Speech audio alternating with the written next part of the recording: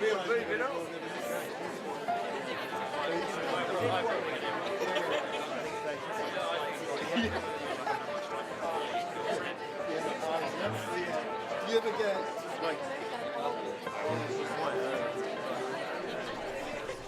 the early hours of one September morning in 2008, there appeared on the doorstep of our home in South Kensington a brown-skinned man, haggard and gaunt, the ridges of his cheekbones set above an unkempt beard.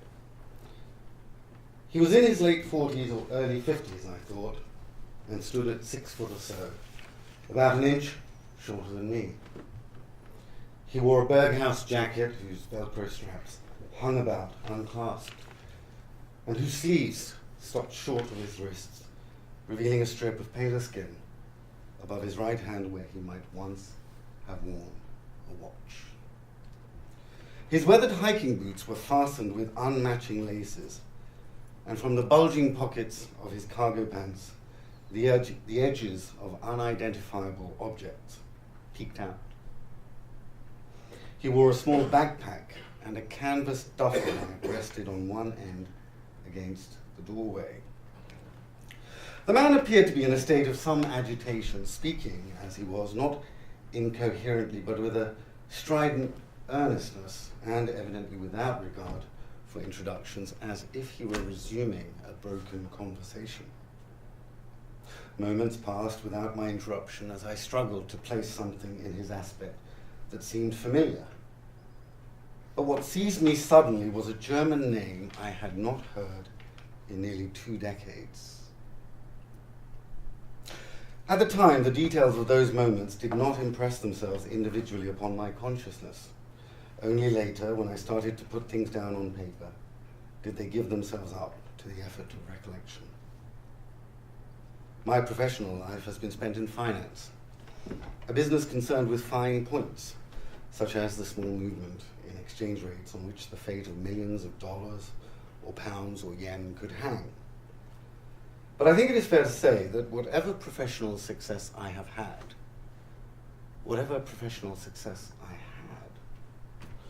owes less to an eye for detail, which is common enough in the financial sector, than it does to a grasp of the broad picture in which wide patterns emerge and altogether new business opportunities become visible. Yet in taking on the task of reporting my conversations with Zafar, of collating and presenting all the material he provided, including volumes of rich and extensive notebooks, and of following up with my own research where necessary, it is the matter of representing details that has most occupied me.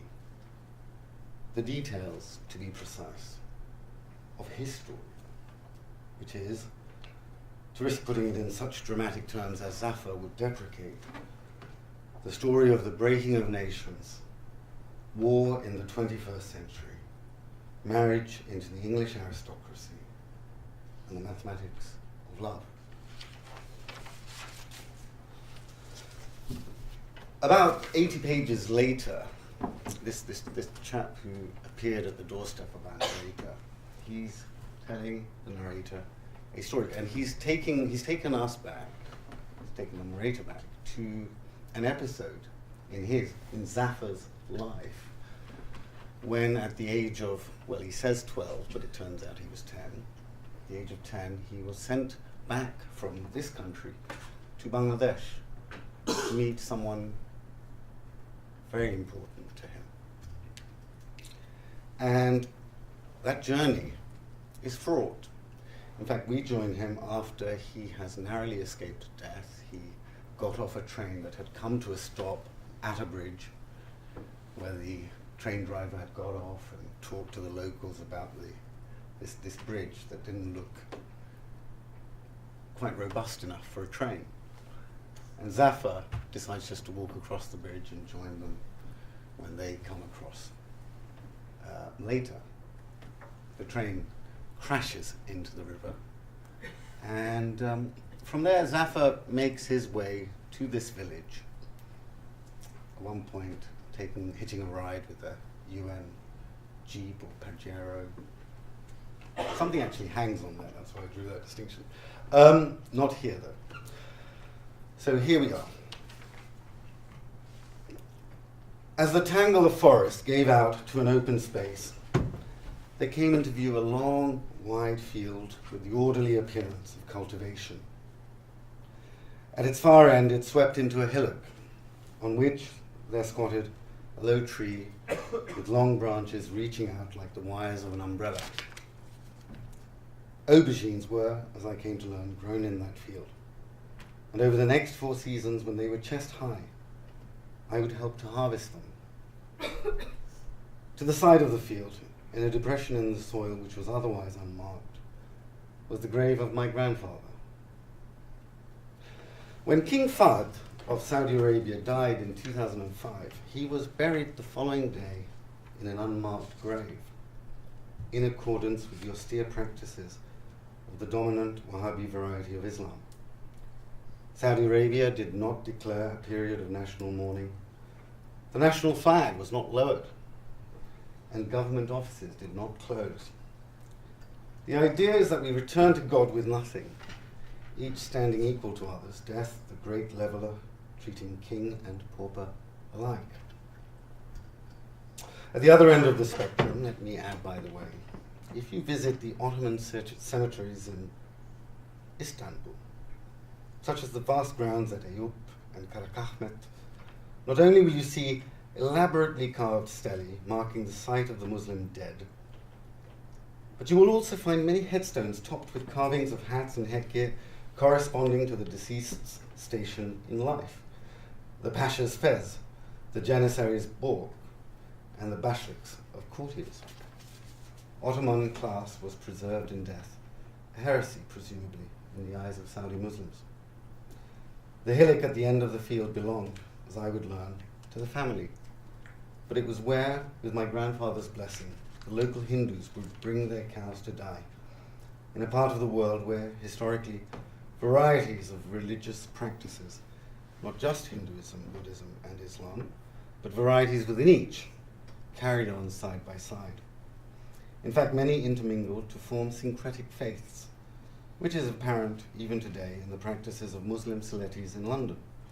My own parents, I remember, once attended a convention of some visiting Hindu guru or swami held at Wembley Arena, and my mother used to visit Hindu fakirs in London to have her future foretold.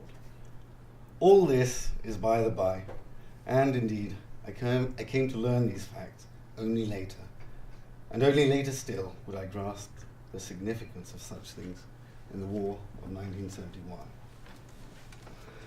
On emerging from the forest of bamboo then, I saw to my left the field and hillock, as I say. To my right was the hamlet.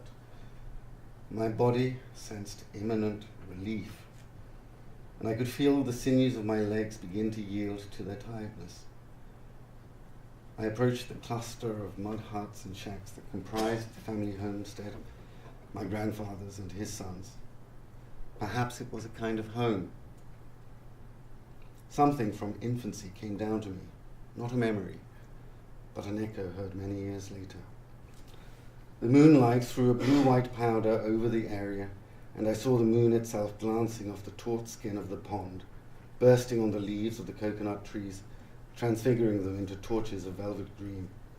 From time to time I could hear the somersaults of fishes in the pond, while all around, from everywhere and nowhere, came the croon of crickets, geckos, and tree frogs, fused into a purring song.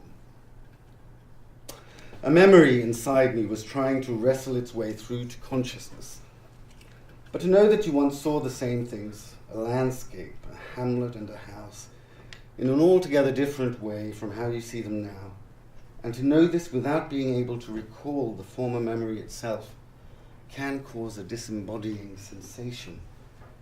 It is as if over time the self has divided in two, mitosis of the man and his memory that leaves the boy parting from his infant self, and later the adult from the youth, like the image of human evolution, from primate on all fours, through the savage half-man bent double, to the proud heir-to-earth Homo sapiens, who walks tall, each man abandoning his predecessor, each stage only preparation for the next, and in the end, childhood left behind, put away. I saw then a form on the veranda of the main house, sitting on the step. I could make out a dash of long black hair, iridescent in the darkness, and the drape of a white sari over the bent form. The woman's head was nestled in her crossed arms, which braced her hunched-up knees. She has not seen me, I thought.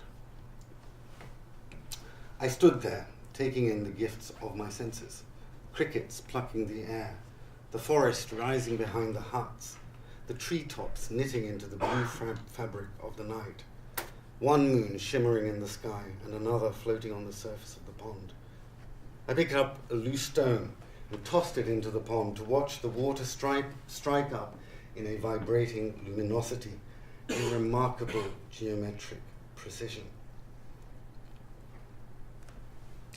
The woman was now standing a few steps off the veranda, the whites of her eyes catching the light, her hair shining. I tried to imagine how I must have looked to her, but I was so tired all I could see was my own body crumpling. We both walked, and when we met, we stood for a moment, each regarding the other. She was in her mid-20s in those days, slender and beautiful, and I do not think I will ever forget the tenderness in her eyes. She lifted her hand to cup my cheek, and then curled it around the back of my head and pulled me into her breast, holding me tightly. My body gave way, and the exhaustion from the day folded over me. This is how I began the next 4 years of my life in a village in the northeast corner of Bangladesh. They were the happiest years of my life, but they began with tears.